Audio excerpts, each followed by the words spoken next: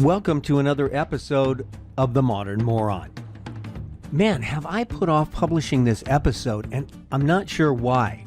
Maybe it's that there's nothing particularly topical, but since when has this program ever been topical, and since when do you listen to it in real time? So, moron alert. Hey, how are you? Do you ever go to YouTube with the intention of looking something up and you get sidetracked by another video that looked interesting, and that leads to another video and another video? Me too. That doesn't happen by accident. YouTube knows you, and they know what you're interested in and suggests videos that keep you there longer, as long as possible, just like Facebook, Twitter, Instagram, and all the other social media sites. And in this episode, the Senator and I talk about some of those rabbit holes. From inspiring interviews from Holocaust survivors to Supreme Court Justice Earl Warren. We also get into some streaming shows that we are both way behind the curve on, as we are with most things, like Wandavision. Naturally, in talking about the show Wandavision, the Senator makes it about himself and how great he looks in a turtleneck. Want to find out how Wandavision leads to the Senator wearing turtlenecks? Keep listening. Then we get on to a show that has been on Netflix for almost 10 years called Black Mirror. Can something be a spoiler alert if it's 10 years old? I'm going to say no, but if you plan on watching Black Mirror Season 5, Episode 1, titled Striking Vipers, then don't listen. Otherwise, you've had ample time for what I'm about to tell you. What struck me about this episode is that it kind of made me feel uncomfortable in its sexuality. Two men have a sexual relationship, but neither of them are gay. They have their sexual relationship virtually inside a video game. One of them really wants to continue the relationship, and the other, who is married to a woman, is losing his mind over the whole thing, and I sort of did too. I highly recommend this show, and if you only watch one episode, please watch the second episode from that season 5, called Smithereens. The main character is played by Andrew Scott, who is an Irish character actor that makes this episode worth watching along with the rest of the cast. So please catch that one and let me know what you think. There will be a quiz on Thursday. We wind up somehow segueing to Keith Moon, and that the Senator would like to have partied with him. Okay. Also an interesting story from Helen Mirren about the late drummer. Hope that covers enough ground for you. Thank you as always for listening to The Modern Moron.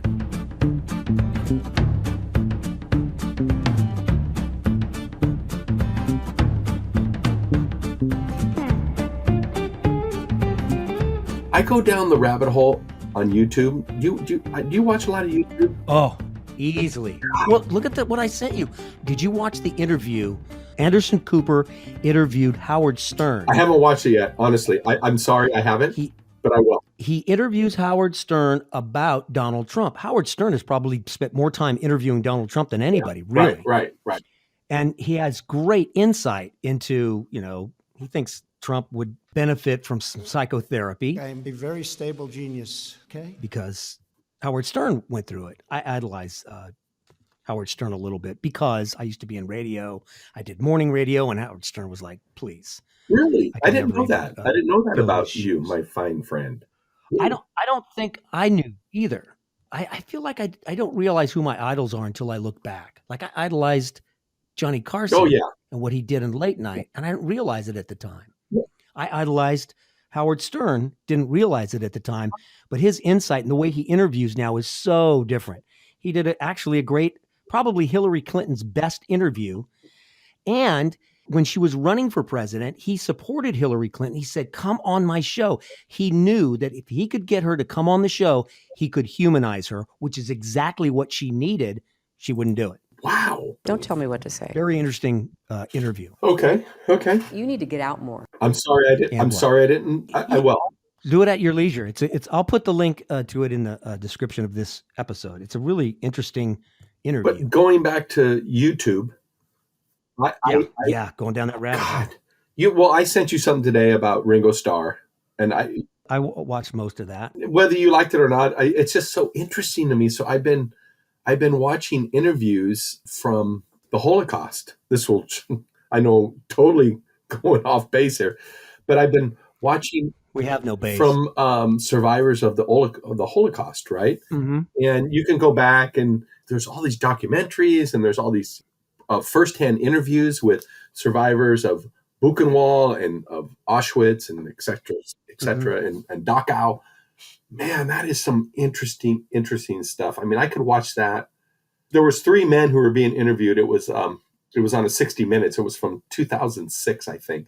Literally brought me to tears listening to these 3 guys. Honestly, they were all teenagers, and man, just listening to them it's heavy duty. It's crazy heavy duty. How old were they when they were interviewed? Well, this was 2006, so they were teenagers in 1943, 44, 45. Oh my God. 13, 14, and 15. I think that was the age. I think all 3 of them, 13, 14, or whatever. They were right around that age. So they had vivid memories of being relocated, watching their parents, who goes to the left, who goes to the right, watching their mom and their dad and their brothers and sisters, and why they went to the right and everybody else went to the left, who knows? But, and seeing Joseph Mengele there, saying, okay, you're going right. It's just listening to them talking is so intense. It's the one thing I take from all 3 of these men, this one interview that I saw, was that they're just, there's no hate in their heart. I mean, there should be, but there isn't. They were like, I'm just glad that I'm here. It wasn't like, oh, all this hatred. There was no hatred coming out of their mouth. It was pretty amazing. I mean, very amazing. Me, I get on these Donner Party, and then I started watching about Earl Warren. We got to talk about that one of these days. Chief Justice Earl Warren. The Warren Commission? The Warren Commission, and as when he was Chief Justice of the Supreme Court, because he came up with some crazy-ass decisions that shaped, Brown versus Board of Education. I mean, segregation of public schools. He said no. He was in favor of it. Absolutely. I mean, he was the Chief Justice. I mean, he was the man. And I look back on that, and he was a brave man. Brave. He had, you think about that, and there were so many people, Little Rock, and, God, we could just go down the rabbit hole on this. So I started watching him. Now I'm starting watching this stuff on Holocaust survivors. It's intense. We should all of us, all of our 2 listeners should. All 4 of us. All 4 of us should listen to these interviews from the Holocaust. It's intense. You said Earl Warren was a brave man. He was in favor of segregation. No, he was not in favor. He was, Plessy versus Ferguson was separate but equal. Separate but equal. Okay. Come on, please. Okay. You can't have separate but equal. You have to have integration. He was for integration. Public schools, especially in Little Rock, Arkansas, you have to have African Americans in the same classroom with white Americans, with Asians. So he brought that to task in the late. Brown versus Board of Education. Yes, one of the landmark decisions. He also did the Miranda ruling, Miranda versus Arizona, where you have the right to remain silent. That was 1954, actually. Brown versus the Board of Education was 1954. Wow. And he also did Maps versus Ohio. Map versus Ohio says that you can't introduce illegally obtained evidence into a court of law. If you illegally obtain that evidence, you can't put that into the court of law, period. That's Map versus Ohio. That was probably happening quite a bit. But he knew that there were cops. That's what we're dealing with today. That's what's so amazing. There are bad cops. There's great cops. Don't get me wrong. There's fantastic police officers, and there's corrupt police officers, just in every other career out there, from politicians to contractors to loan officers. There's corrupt people out there, right? But he knew these police were collecting evidence illegally and then introducing it into the court of law to convict people. And he said, no, you can't do that. We have rights. We have the Bill of Rights. It was really a Map versus Ohio. And then you had Gideon versus Wainwright, which basically said, if you can't afford an attorney, then one has to be appointed to you. And then you had Escobedo, which says you have to tell that person who is being convicted of a crime, you have a right to an attorney. You don't have to answer my questions. You don't have to say anything. You can call an attorney. You have a right to an attorney. Those are landmark decisions. Those are all Earl Warren's decisions, right? As Chief Justice. Amazing. And did you become enlightened about Earl Warren through a book or books you read, or is there a documentary about him? Or? Yeah, he's a Californian. He's from Northern California. He was the district attorney. Does he belong to any social clubs? And Oh, yes, he did. does he belong to the big fancy club that you belong to with your big cigars that you puff on? Or are those cigars that you guys puff on? No, those would be, I smoke a pipe. Ding, ding, ding, ding, ding, ding, ding. Yeah, do bubbles come out of your pipe? Regardless of your jealousy, Yeah. Okay. Yeah, I'm jealous. Oh, I wish I could get accepted into that club. he was appointed by Eisenhower, and President Eisenhower said it was the worst mistake he ever made. And I don't think that was the worst mistake he ever made. Putting Earl Warren in? Yeah, I think Earl Warren was a Republican, a Republican making these decisions. Look at some of the people that Trump put into the Supreme Court. John Roberts voted against, over the whole, I don't even know all the mechanics of the Obamacare, but John Roberts didn't vote for whatever that mandate was. I don't want to even go into that. I don't know shit about it. Jesus, why do we always end up talking about politics? Neither of us know our ass from a hot rock. I'm just telling you, that is some interesting stuff. If you look at those decisions in the 1950s and 1960s, that completely shaped our society by one man, the Chief Justice Earl Warren. I mean, think about it. Think about being arrested. You have a right to an attorney. You don't have to say anything. You can sit there. But before that, before those decisions, no, you didn't have any. You were never. Yeah, rough you up like Peaky Blinders. Oh, Peaky Blinders! I started watching that. That's a good show. Hey, do you like the Marvel movies? Yeah, the Avengers and all that stuff. Have you been? Wonderful tattooed green-haired daughter loves them. Yeah, so I watch them. Yes. So have you been watching Wandavision? Oh yes. Isn't that great? Yes. If you're into Marvel, you got to watch. Well, you are probably watching WandaVision, but man, the twists and turns, like what the? You know what it reminded me of a little bit, and I didn't watch all of this show. It reminded me a little bit of Lost. People were crazy for that show. Yeah, Lost. kind of. Yeah, like something will happen. Like, wait a minute, reality is being turned on its head. I'm going to turn this back around to me because I love to do that. That's why we have this podcast. I was watching WandaVision, and I was watching the fashions of the day, right? Mm-hmm. Guys were all wearing turtlenecks. And I'm like, I don't have a turtleneck. I literally went on my phone while I was watching WandaVision. I ordered 2 turtlenecks, and they looked fucking fantastic on me. I have 2 of them. Love them. Who told you they look fantastic on you? How? Yeah, who told you that you looked fantastic? I told myself. I looked in the mirror. I said, I look fantastic. Baby, I look good. I look handsome.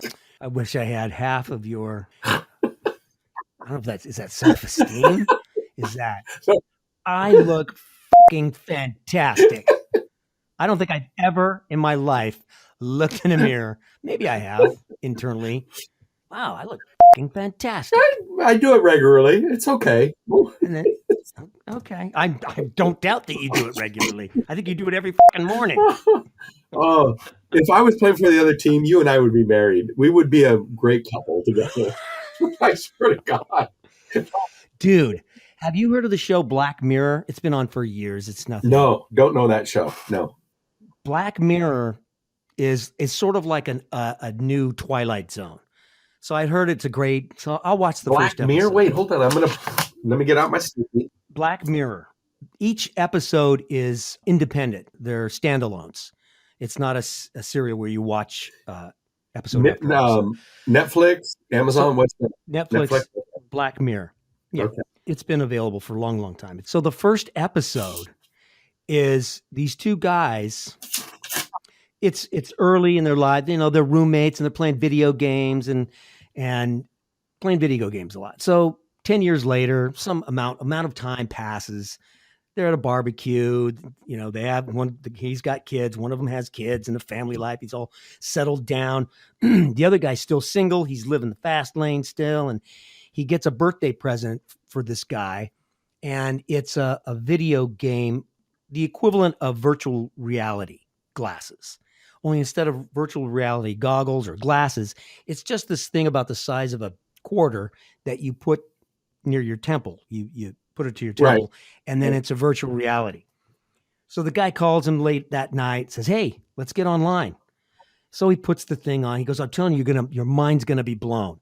and they're going to play this karate. I don't know video games at all, so I apologize. Mortal Kombat type thing, where they're facing each other and they're punching and kicking, right? Rock'em sock'em robots. Okay. Sort of like that, only it's martial arts. So one guy picks this stripped to the waist Asian guy that's a badass, right? And the other guy picks a woman that's got these boots on, high boots and a mini skirt, and she's a badass. And so they click enter the game, so they've actually gone into the game. Their heads roll back, their eyes glaze over, and they're in the game like Jumanji. You've seen Jumanji, right? I have, yes. Okay, so it's like that. They're in the game, and they're gonna duke it out. So it's a guy and a girl, and they're kicking each other's ass. The girl's beating the shit out of the guy, and then they both beat the crap out of each other, and she lands on top of him, and they start making out. And I'm like, what the f-? And they're making out some more, and they're just grinding away, and they end up having sex. And I'm like, wow. What? And so it was the single guy, the guy that's still single in the fast lane. He chose the female character. And they're having a conversation after the next time they play and have sex. And her explanation is, but speaking through the guy that's playing the game, like having sex when you're a guy is like a guitar solo. If you're a woman, having an orgasm is like hearing the whole symphony.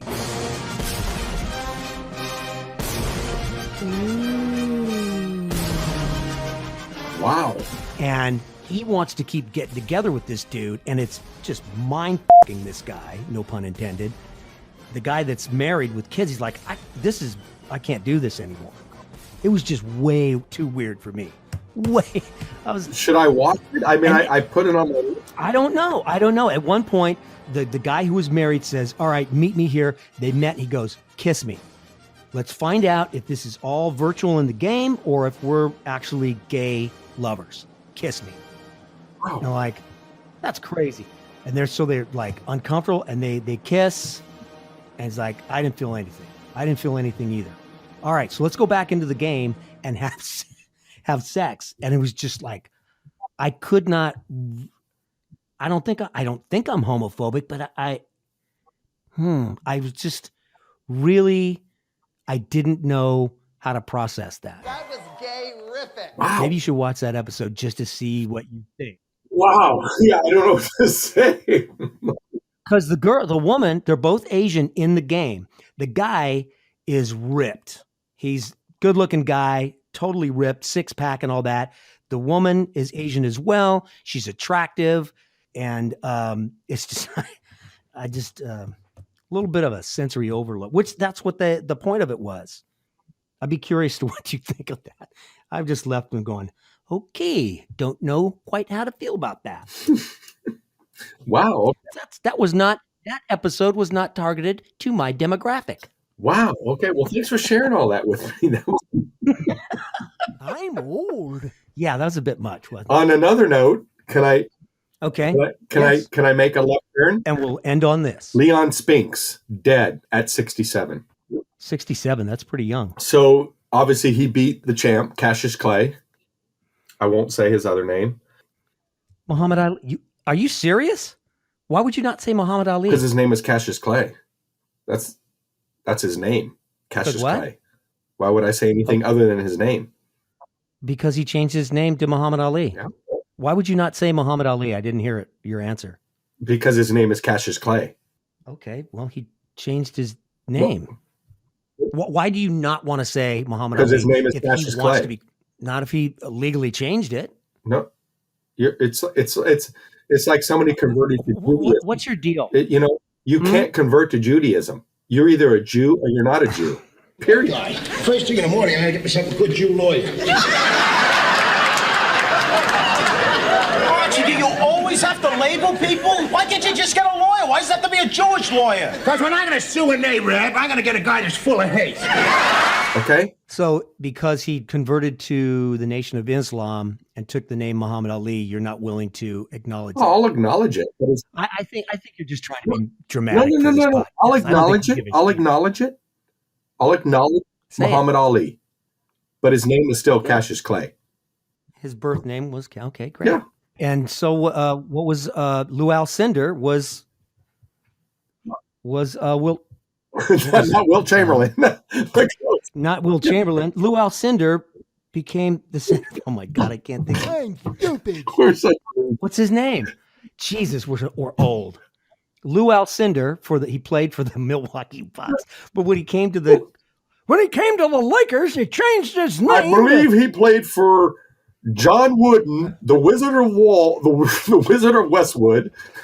You were going to say the Wizard of Wall I Street, was. weren't you? I almost. Kareem Abdul-Jabbar. Yay, I thought of it. I'm not brain dead yet. Abdul-Jabbar. Don't stick me in the Alzheimer. Kareem Abdul-Jabbar. That sounds like a drink. I'll have a Kareem Abdul-Jabbar, please. Did you want that blended or on the rocks? So What were you? I totally. Leon Spinks is dead at 67. Oh, Leon Spinks is dead. Okay. He beat Muhammad Ali in 1978. And this was a bit of fact that I thought was really interesting. He retired at age 42, right after losing a unanimous decision to Fred Hope in 1995, whoever that is. Mm-hmm. In 2014, he suffered intestinal. I can't even. Of course, I can't say it because I just intestinal. Well, then please do, by all means. In 2014, He suffered from. which was I'm sorry. Say that 8 again. years ago. I honestly. In 2014, He suffered from what? intestinal Yes. Yeah. damage and was I can't. So, Jesus.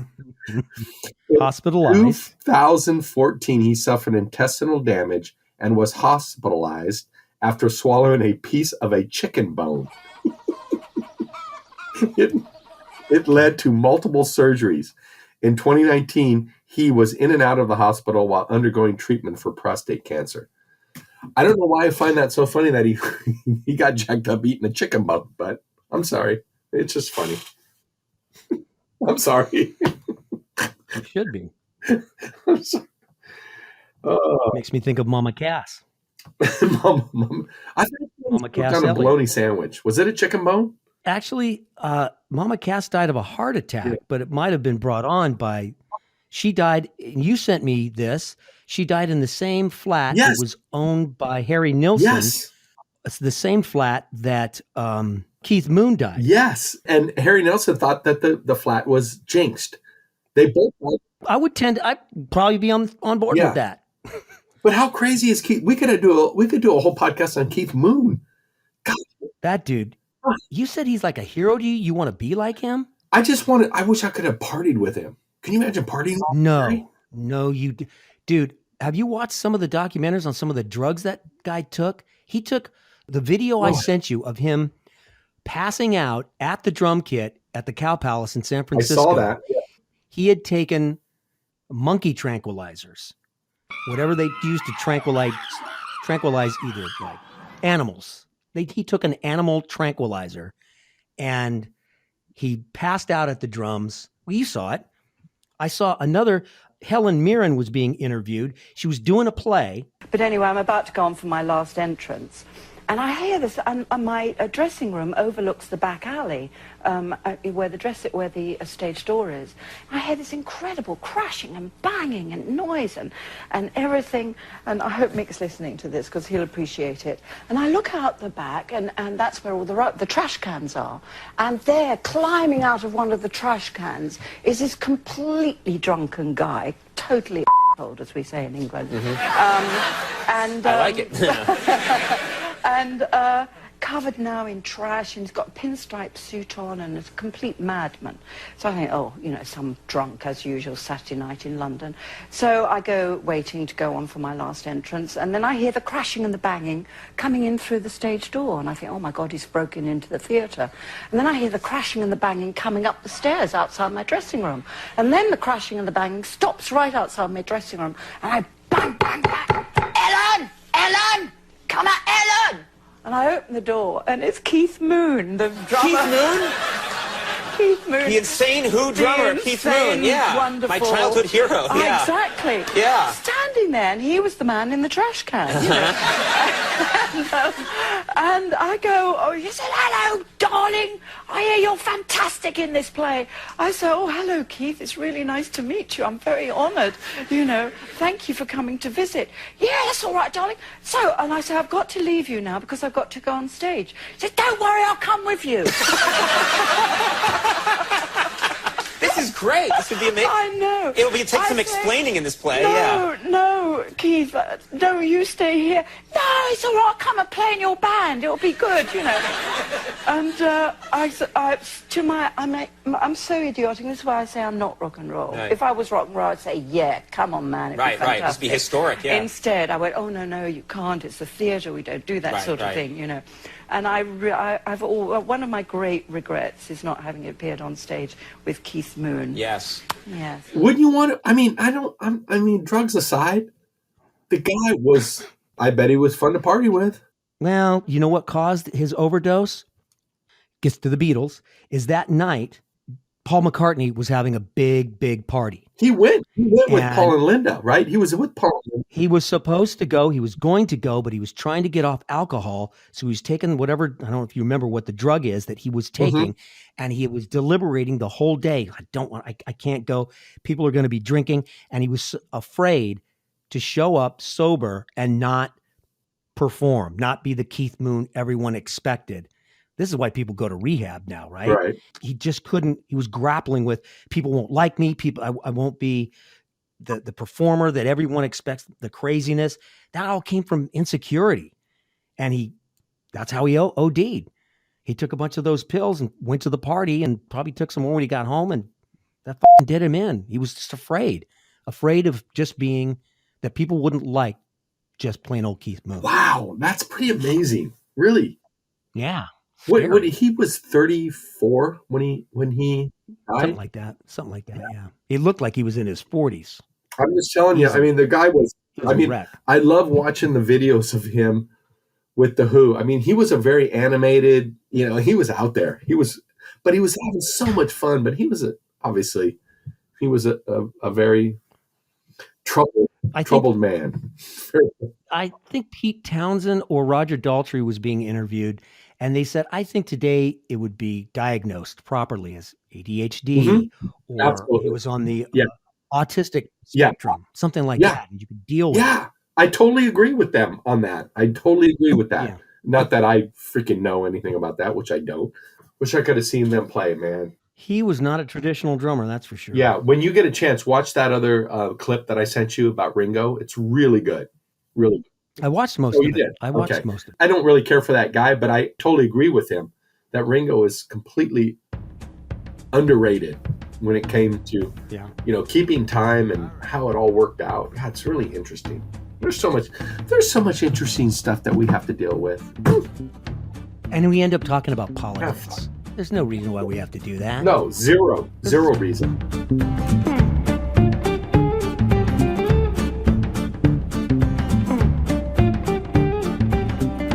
The drug Keith Moon overdosed on was called clomethazole. Let's get the senator to say that. Clomethazole is a sedative used in treating and preventing symptoms of acute alcohol withdrawal. At least it was back in the 70s. So what are your guilty pleasures when it comes to YouTube? Is it TEDx talks, or maybe videos of kittens, or people falling and hurting themselves? Here's something topical for you if you don't already know. YouTube is coming out with their version of TikTok, which is the thing all the kids use for their videos. That's as much as I know about TikTok. It's called YouTube Shorts, and it's coming out this month of March. You can create 60-second clips in a vertical format, as most people view the screen on their smartphones. You can also edit videos with their creative tools, splice together clips, and add music from YouTube's library. You can change the video speed and add timers and countdowns, all in an effort to compete with TikTok to take ownership of more of your time and attention. That's it for now. Please like, subscribe, comment, or just spend more time staring at the logo for this podcast so I can claim more of your attention. Greedy as a pig. Have a great day, week, or weekend, and we'll see you next time.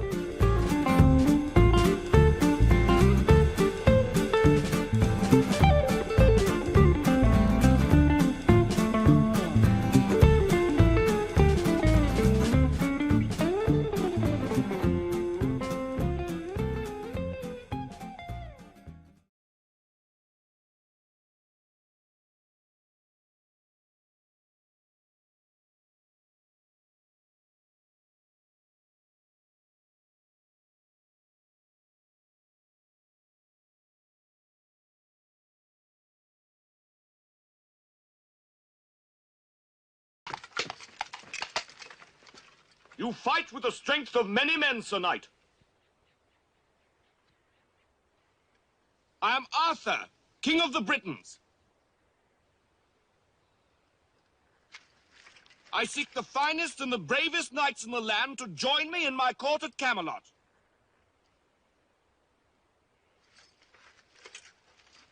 You have proved yourself worthy. Will you join me?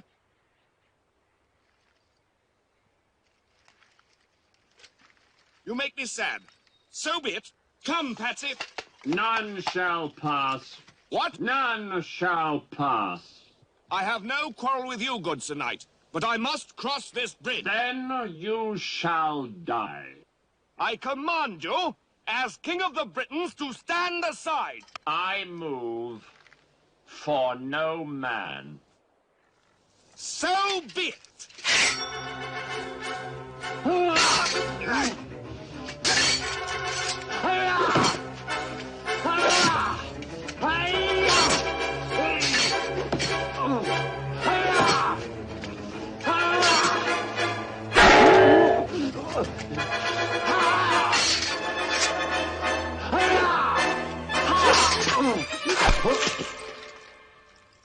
Now stand aside, worthy adversary. 'Tis but a scratch. A scratch? Your arm's off. No, it isn't. Well, what's that then? I've heard worse. You liar. Come on, you pansy.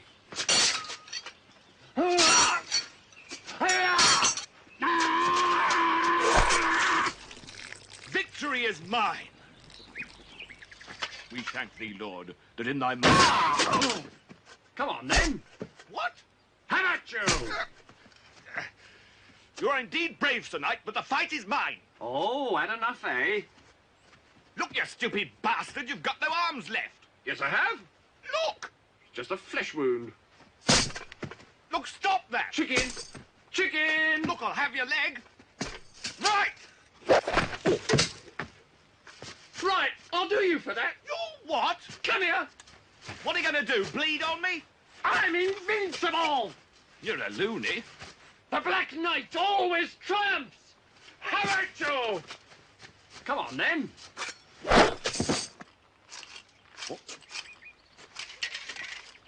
All right, we'll call it a draw. Come, Patsy. Oh, I see. Running away, eh? You yellow bastard! Come back here and take what's coming to you! I'll bite your legs off!